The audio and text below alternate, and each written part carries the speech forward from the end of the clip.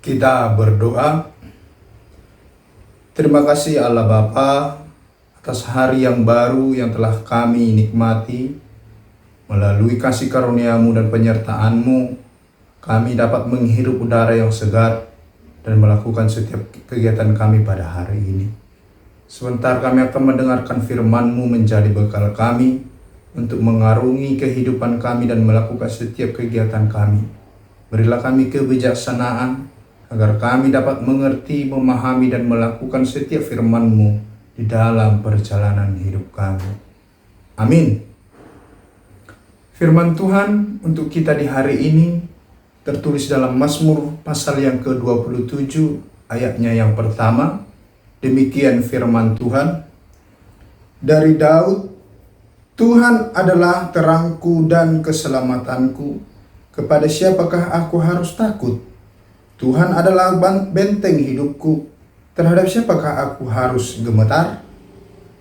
Ede sian si David, Jehovah do panodangiku, doho hatuoku, tung isema habiaraku, Jehovah do partano batuan di goluku, tung mida isema au biahaton. Demikian firman Tuhan. Jika kita melihat firman Tuhan untuk kita di hari ini merupakan sebuah pengakuan yang dirasakan oleh Raja Daud. Dia yang telah mengalami ragam perjalanan, dia naik dan turun gunung untuk menyelamatkan diri dari orang-orang yang mencari dia untuk dibunuh. Namun Raja David melalui naskah ini menjadi sebuah pengakuan akan hidupnya yang senantiasa dilindungi oleh Tuhan. Tuhan yang hadir sebagai terang, Tuhan yang hadir mengusir segala kegelapan, mengusir segala kekhawatiran, dan mengusir segala kekurangan dalam hidup Raja Daud. Gelap mungkin selalu identik dengan ketakutan, kebingungan, dan bahaya. Demikian juga hidup kita. Gelap yang kita rasakan terkadang melalui masalah yang terjadi di dalam keluarga kita. Perbedaan pendapat dan cara pandang antara bapak dan ibu dan juga kepada anaknya menjadi masalah yang membuat keharmonisan di dalam keluarga berkurang. Gelap juga karena ekonomi yang sangat terhimpit, kekurangan yang dirasakan oleh anak karena tidak mendapat semua kecukupan untuk melakukan setiap pembelajarannya. Dia tidak dibekali sehingga dia merasa dia sedang mengalami masalah. Dan juga kegelapan yang kita rasakan terjadi pada saat ini. Kita sering merasakan bahwa Tuhan selalu menjauhi kita di saat kita sakit.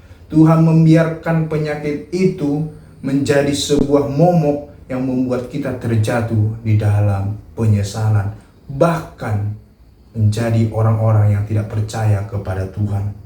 Dan juga kita membuat kegelapan itu sebagai makna dari ketidakpastian. Kegelapan menjadi sebuah momok yang membuat kita khawatir akan masa depan kita.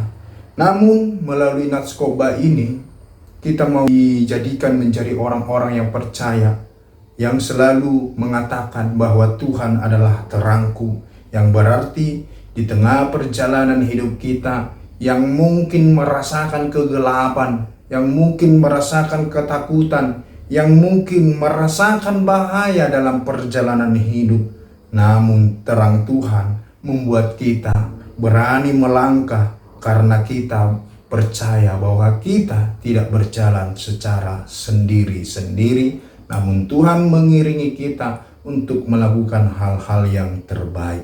Dan Raja David mengatakan bahwa terang itu akan menyelamatkannya. Tuhan adalah sumber keselamatan bagi hidup orang yang percaya. Maka dia mengatakan dia tidak akan takut kepada siapapun. Karena keselamatan dari Tuhan bukan hanya menyelamatkan jiwa, tetapi juga menyelamatkan dan menjaga setiap langkah kita, melindungi kehidupan kita, memelihara hari-hari kita, dan menopang ketika kita dalam kekuatan yang sangat lemah.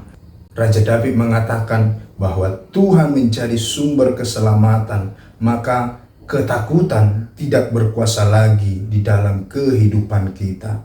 Masalah besar, ketakutan, bahkan bahaya yang terjadi dalam hidup kita saat ini akan menjadi kecil di saat kita berkata bahwa Tuhan yang senantiasa menyelamatkan kita. Oleh karena itu, biarlah Tuhan menjadi benteng dan perisai dalam hidup kita.